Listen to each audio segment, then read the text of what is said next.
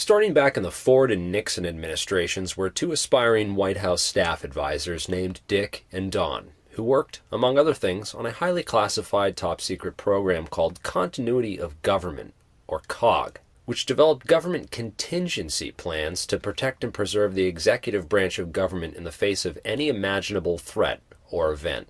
Literally, their job was to sit on these think tanks with a panel of military geniuses and dream up the worst possible doomsday scenarios imaginable, and then gather detailed intelligence on how the mechanisms within government would protect the president and vice president in the event of such scenarios. These scenarios included things like nuclear bombs exploding in the hearts of major U.S. cities, foreign land, air, and sea invasions, domestic terrorism, and airplane hijackings with every imaginable end scenario they could possibly think of. By the time Dick Cheney and Donald Rumsfeld took over the White House in early 2001, they would both possess 3 decades worth of expert knowledge on the entire U.S. defense system, including a large range of defense planning scenarios, as well as the entire repertoire of military and radar defense systems. That type of intelligence would be extremely dangerous if placed in the wrong hands, and there is good reason to believe that it was placed in the wrong hands. Both Dick and Don were also members of another think tank called the Project for the New American Century, or PNAC, which consisted of neoconservatives and military-industrial complex bigwigs. Prior to 9/11, PNAC published a document called Rebuilding America's Defenses, which outlined a 100-year plan of massive military expansion and empire building worldwide. The authors wrote that the process of transformation is likely to be a long one, absent some catastrophic and catalyzing event, like a new Pearl Harbor. In early 2001, this group of well-connected insiders were looking for an event. They understood that the best way to get people to go to war is to convince them that they are under attack and then rally them against a common enemy. The Cold War had ended, so the arms market was flat, and with no real threat or enemy, the military-industrial complex was at an all-time lull. Although the public reacted with shock and fear when 9/11 happened, the reaction in the financial world was much different. It was business as usual, and a lot of industry insiders were actually quite pleased. 15 years later, and trillions have now been made off the wars in Iraq and Afghanistan, Dick Cheney's Halliburton alone raked in $69 billion from the wars created by 9/11, while Donald Rumsfeld and his friends and business associates made their own fortunes in defense and counterterrorism investments. One of Donald Rumsfeld's business partners, Peter Jansen, ran a company called AMEC Construction, which was just nearing the completion of a $258 million refurbishment, including the installation of blast-resistant siding and windows in Wedge 1 of the Pentagon, which just happened to be the same wing that terrorists would attack on 9/11. One of the biggest questions people need to ask about the Pentagon is, how did that plane fly through miles of restricted airspace to strike the most protected building on Earth nearly an hour and a half after the first reported hijack? Well, it turns out that Dick and Don changed the shoot-down policy a few months before 9/11, and then according to Dick Cheney's own documents and timeline from 9/11, he had an active stand-down order in place on Flight 77, which prevented a shoot-down, and thereby enabled the attack on the Pentagon, which otherwise could never have happened. Our defenses would have shot that plane clear out of the sky if the policy to do so hadn't been directly altered by Dick and Don just months before. The policy was changed back after 9/11, but the damage was done. Also curious is why terrorists would crash into a non-crucial wing of the Pentagon which contained an office of the Army named Resource Services Washington, which lost 34 of its 45 employees. Most were civilian accountants, bookkeepers, and budget analysts. This was the very day after Donald Rumsfeld announced that $2.3 trillion had gone missing or stolen from the Pentagon budget. That's right, terrorists just so happened to attack a location in the Pentagon where analysts were working to help track down that missing $2.3 trillion, and the ongoing construction projects in that wing had moved those offices closer to the impact zones. The company that performed the remodeling, AMEC, was also given the contracts to rebuild Wedge 1 of the Pentagon after 9/11, as well as contracts to clean up Ground Zero after 9/11. Even though AMEC employees had been doing construction in that very same wing that morning, surprisingly no AMEC employees were killed in the attack, which killed 125 Pentagon employees. AMEC was never investigated or even mentioned by the 9/11 Commission, despite raking in well over $500 million in government contracts directly resulting from 9/11. The national security and intelligence establishments also benefited greatly from 9/11, since the USA Patriot Act jump-started the massive expansion of warrantless surveillance, wiretapping, and mass data collection. Therefore, it would certainly have been in the best interest for the NSA, FBI, CIA, and national security establishments to go along with the official story and not call things into question publicly, even if they had inside information on an inside job and could expose it if they'd wanted. They'd be risking nearly everything to do so. The same goes for every top official in the chain of command within the military, NORAD, and the FAA, which all coincidentally failed to do their only job on 9/11. All the systems in government that should have been in place to stop something exactly like 9/11 not only failed to work on 9/11, but appear to have been intentionally disabled or used against us by the people in charge of protecting us that day. No one was investigated, fired, or otherwise held accountable for these failures. Some, in fact, received promotions and special honors. The head of NORAD on 9/11, Ralph Eberhart, helped sponsor a series of military exercises codenamed Northern Guardian, Northern Vigilance, and Vigilant Guardian, which served to obstruct Northeast air defenses on 9/11. Eberhart also appears to have lowered the Infocon or communications defense level just hours before the attacks, and gave orders that directly obstructed the interceptors, sending the last remaining fighter jets far out to sea to fight an imaginary Russian fleet. Eberhart was an expert on air defense and communications systems. He could have stopped 9/11 in its tracks had he simply done his job that day. But he wasn't alone. Mike Canavan, the FAA hijack coordinator, decided to go on an extended coffee break that morning and was completely missing for hours during the most crucial moments of the attacks. Benedict Sliney, a former Wall Street lawyer, was placed in charge of the FAA. His first day on the job was September 11th. As a lawyer, he clearly understood the strength of plausible deniability as a defense strategy, as he and his colleagues all feigned inexperience and surprise as their official excuse for the so-called failures that day. No specific threat involving really domestic operation or involving what happened, obviously, the city's airliner and so forth. There were no warning signs that I'm aware of that would indicate this type of operation in the country. CIA covert operations always operate under a blanket of plausible deniability. Intelligence agents use it to cover their tracks at every step of the game. It's a key tactic used in the intelligence community, and it was also used as the official excuse by everyone in charge of protecting us that day. I don't think anybody could have predicted that they would try to use an airplane as a missile, a hijacked airplane as a missile. Nobody in our government, at least, and I don't think the prior government that could envision flying airplanes into buildings on such a massive scale. So was 9/11 a covert operation?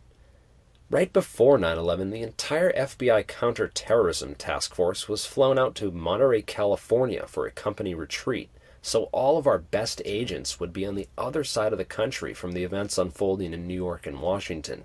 FBI Director Louis Freeh left the Bureau shortly before 9/11 to begin a new career in law.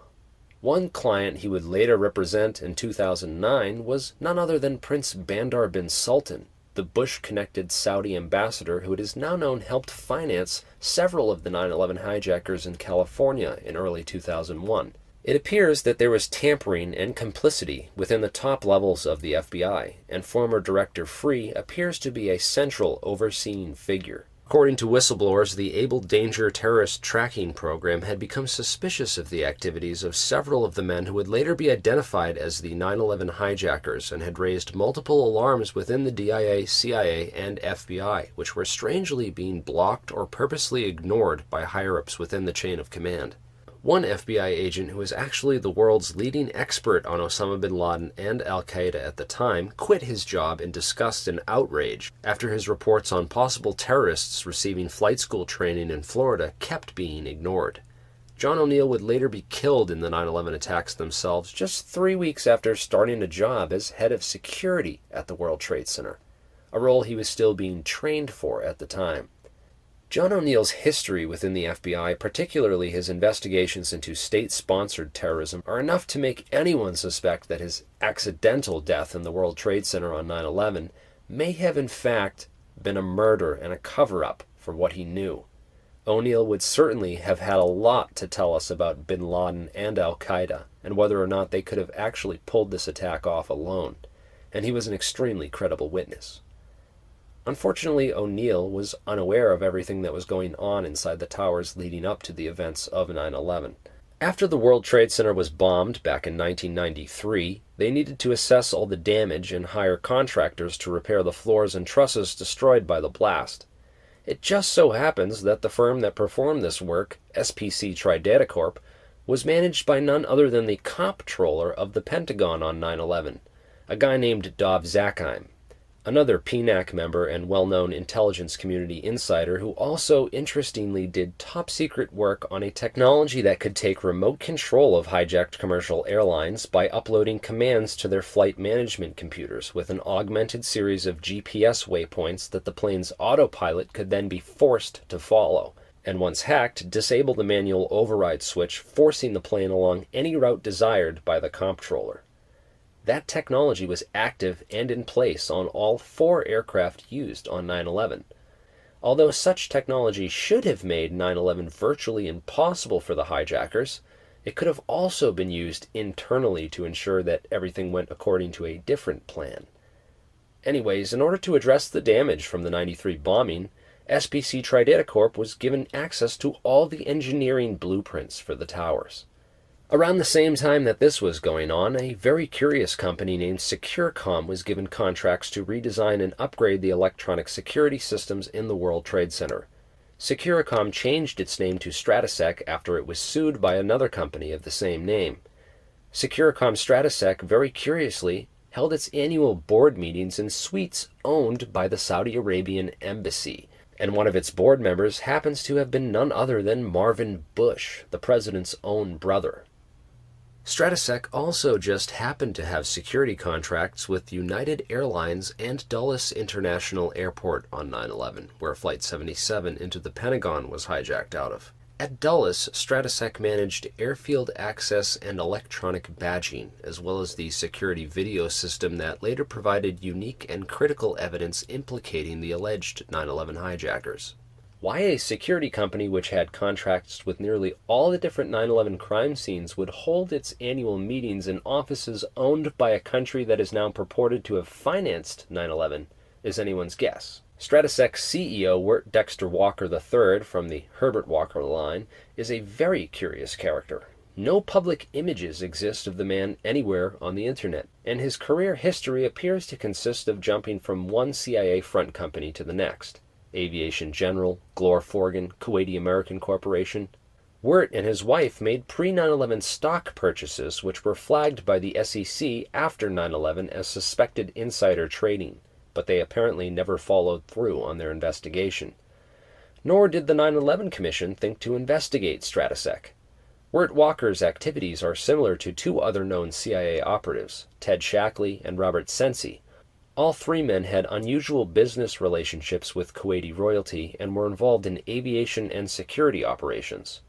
Stratesec's corporate operating officer, Barry W. McDaniel, was a former material arms distributor for the Army Corps of Engineers. He also has Black Ops on his resume through his affiliation with Sears World Trade, the Vinyl Corporation, and BDM International with Frank Carlucci of the Carlyle Group, an investment firm heavily tied to the military-industrial complex.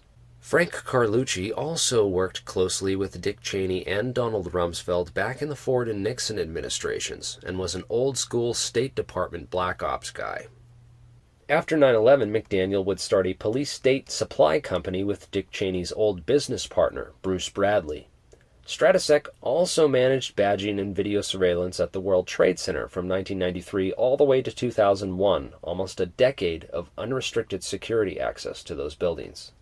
In May of 2001, the Port Authority of New York and New Jersey, which technically owned the World Trade Center complex, lost a 10-year court battle with its insurance companies, leaving it to fund a $1 billion asbestos removal project with money it didn't have. 2 months later, real estate tycoon Larry Silverstein, for some reason, decided to purchase the aging liabilities and promptly insure them for billions of dollars, just in case of total destruction by terrorists. 9/11 happened just 6 weeks later, and Silverstein was awarded a $9.2 billion settlement, which more than compensated him for the loss of his buildings. At 8:46 a.m., American Airlines Flight 11 slams into Marsh & McLennan's secure computer room on the 93rd floor of the North Tower. One of Marsh's executives, L. Paul Bremer, happens to be chairman of the National Commission on Terrorism, an old-school neocon and former Kissinger aide who worked alongside Dick and Don back in the Ford administration.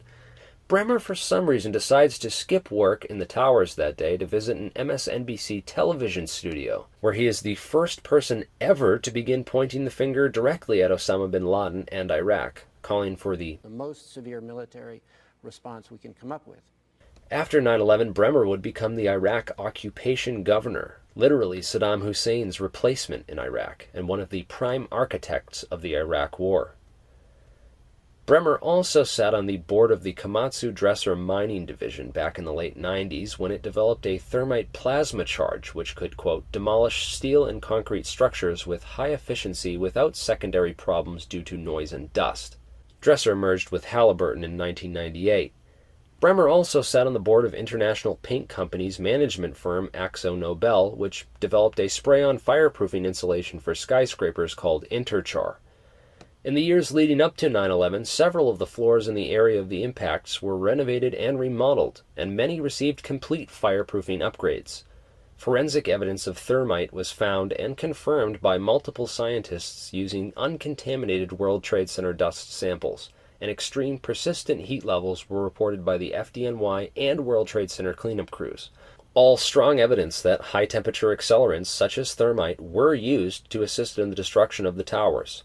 The government even suppressed original news videos of the New York Fire Department making multiple reports of large explosions and secondary devices inside the towers on 9/11, as well as videos of the cleanup operation where a red-hot smoldering pile of fused steel and concrete burned underground for 3 entire months, and firefighters reported flowing steel like you were in a foundry.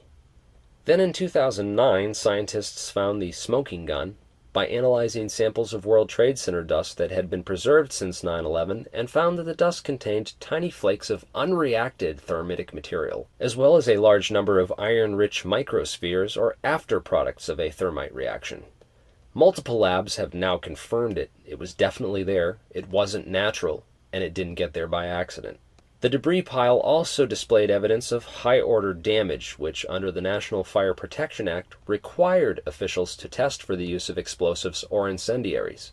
Surprisingly, this was never done, as the FBI, FEMA, and other federal agencies claimed control over the crime scene and began shipping all the debris to a landfill off of New Jersey, where it could be sorted and scrubbed clean before analysis and storage. Although normally the FBI would take great care to preserve a crime scene and collect as much evidence as possible with minimal disturbances, the exact opposite happened with 9/11. Everything was cleaned up and destroyed as fast as possible. The frantic search for survivors and bodies proved to be the perfect cover, even though they stopped finding people alive after only the first few hours. William Rodriguez, the last man out, only survived because he dove beneath a fire truck as the towers collapsed. Toxic dust clouds filled the Manhattan skyline and were picked up on satellite images from space. The damage seen on 9/11 was so massive, it's hardly fathomable that 2 airplanes could have caused that much devastation. The Twin Towers had 47 core box columns in the center of the floor plan, which carried nearly the entire structural load of the buildings. All the stairwells and elevator shafts were also located in and around these columns, which, once inside the elevator shafts, one would have complete total access to the entire core of the buildings. With all the unoccupied floors in the towers, it would have been a cinch to covertly rig the Twin Towers with explosives once inside those elevator shafts.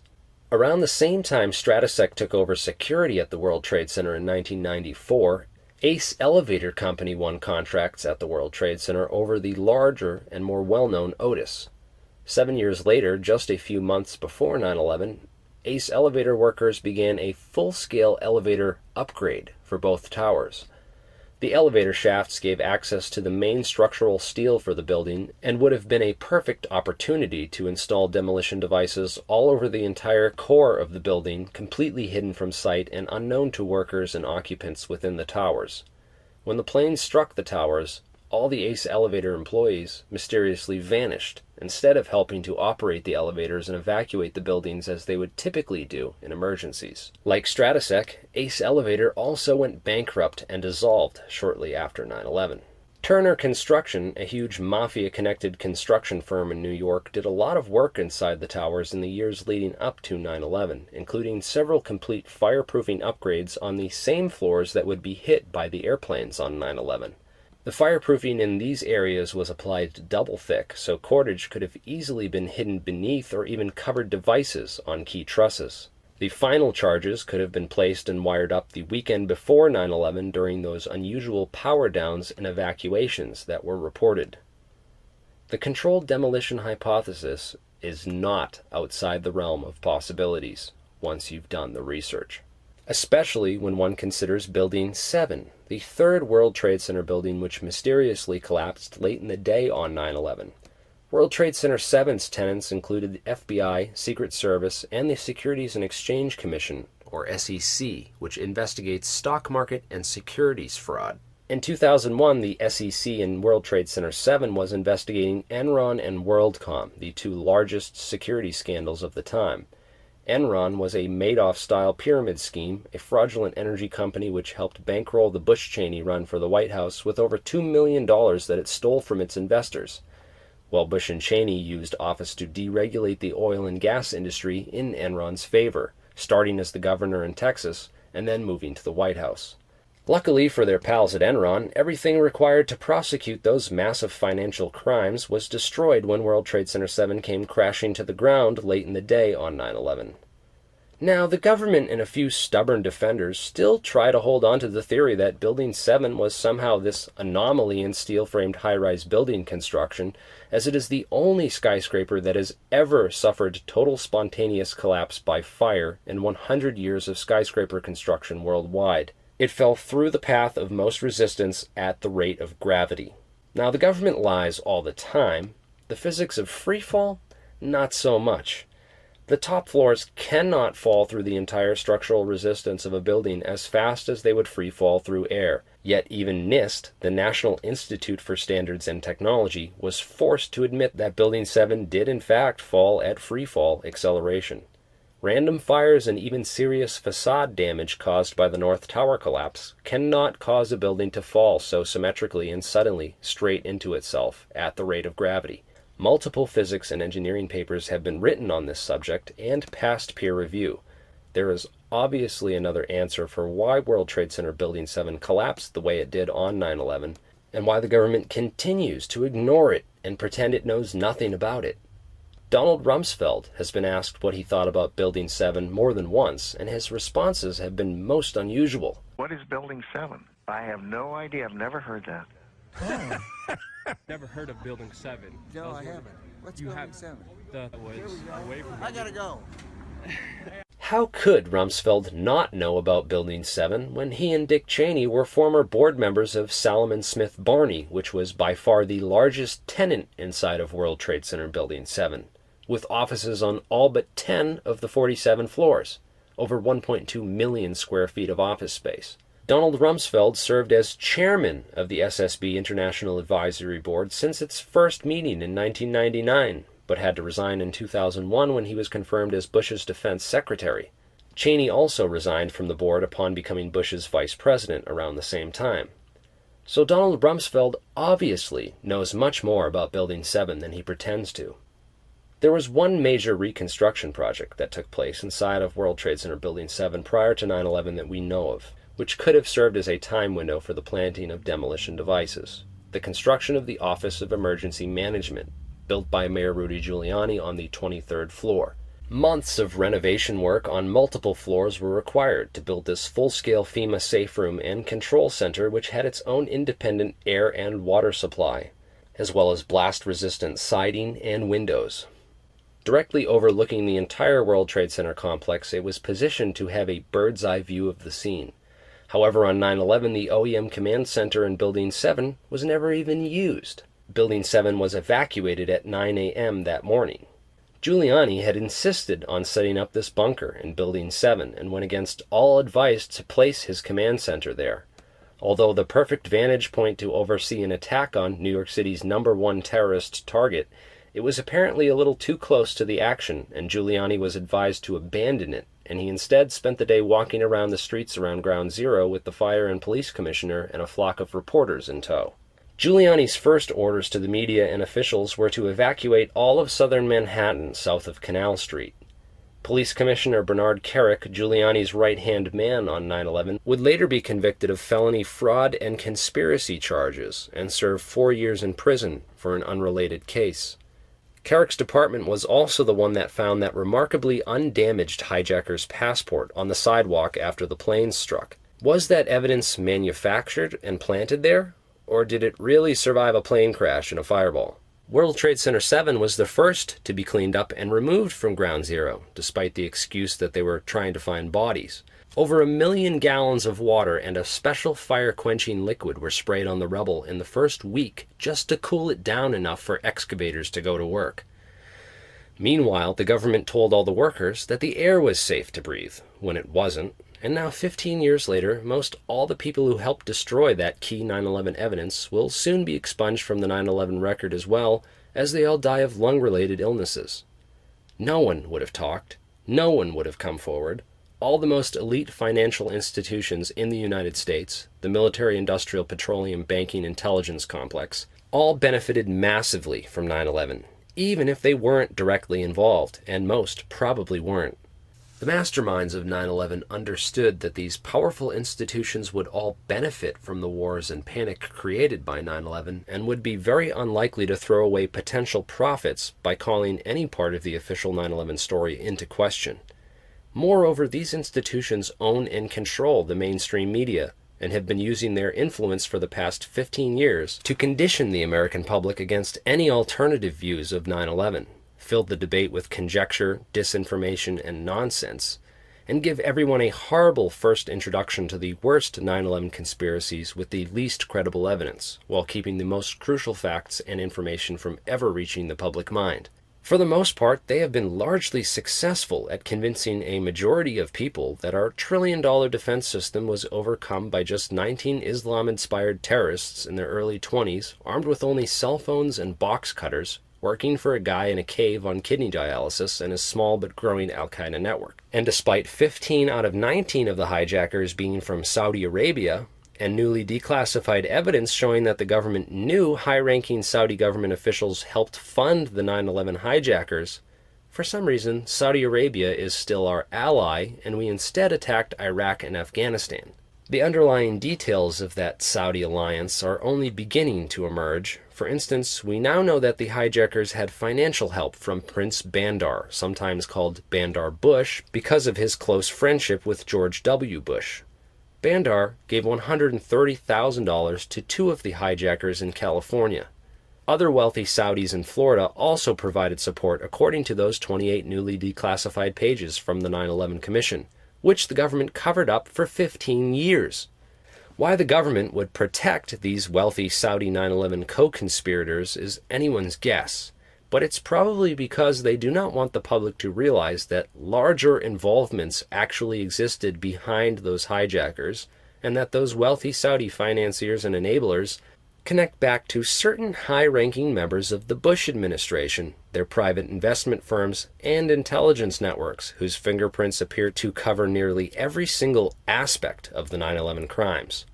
From the financing of the hijackers, to the security at the airports where the planes were hijacked out of, to the interceptors and air defenses which failed to intercept those planes, to the security at the World Trade Centers and their primary tenants like Marsh and Solomon Smith Barney in Building 7, to the rebuilding in Wedge 1 of the Pentagon, and finally, back to the military-industrial complex and the national security state that has been expanding its sphere of power and influence in this country for the past several decades, and would have more than welcomed an event like 9/11 and the massive war funding and no-bid contracts that they all benefited from as a direct result.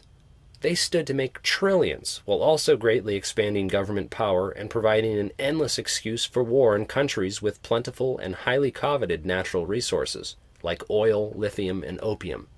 So many powerful institutions benefited so greatly from 9/11 and its aftermath, and yet people wonder how an inside job could have been covered up so long. Well, please tell me who in power or the mainstream media would ever want to expose this. Please. Some people still can't get over the question of why they destroyed their own buildings. Sure, they'd take some losses, more so the taxpayers, donors, and volunteers who did most of the cleanup, but just consider the circumstances that existed at the World Trade Center leading up to that fateful day. The SEC was closing in on two of the largest security scandals of the time, both Enron and WorldCom, who had all their files and evidence inside of Building 7, which would eventually lead to Bush and Cheney facing a massive scandal ruining any chance of re-election and possibly leading to impeachment and federal indictment. The Port Authority was already facing the asbestos problem in the towers and would have been eager for an easy option out. The least expensive and easiest solution to all of these problems would be to find some way to demolish the buildings in some type of accident or grand disaster. The idea of terrorists flying planes into the towers wouldn't have been that far of a leap. In fact, Donald Rumsfeld's Rand Corporation buddy Brian Michael Jenkins thought of the idea and included it in his list of possible risk scenarios for the World Trade Center in a report that he wrote for Kroll Associates back in 1994, after the 93 bombing. Kroll, like Stratesec, played a key role in the World Trade Center security apparatus in the years leading up to 9/11. Kroll's director, Jerome Hauer, was also conveniently not in the towers that day, and instead called into several television stations to give the media some expert advice on terrorism and what should be done in response. Hauer also downplayed the theory that explosives were used to bring down the buildings, saying that fire and structural failure caused the collapses. Hauer would later manage the government response to the anthrax attacks, which targeted U.S. senators who were pushing for an official investigation into 9/11. Those senators quietly backed off, and the Bush administration was successful at stalling the investigation into 9/11 for over a year, while evidence was still being destroyed. After 441 days, the Bush administration finally opened an official inquiry into 9/11, headed by a Bush insider named Philip Zelikow, who had previously helped write the preemptive Iraq War invasion strategy with Condoleezza Rice, and was already completely on board with the Bush agenda in Iraq. Zelikow once published a paper on the creation of public myths, fitting for his work on the 9/11 Commission, which wrote its conclusions and summary first, and then tailored its investigation and evidence to fit the official theory, rather than following the facts and evidence to see where they might actually lead. The condensed summary given in this video barely scratches the surface of where that investigation should have gone and what it should have uncovered, if it wasn't compromised from the very start. The individuals and organizations outlined in this short summary were uncovered using good old-fashioned crime scene-based detective work. These are not theories. These are core facts and evidence, which you will never hear discussed in the mainstream media or any of the 9/11 propaganda and disinformation films we've seen so much of in the past. As always, do your own research, draw your own conclusions. For more information and sources, visit 911insideout.com. Thank you for watching and helping to spread the truth.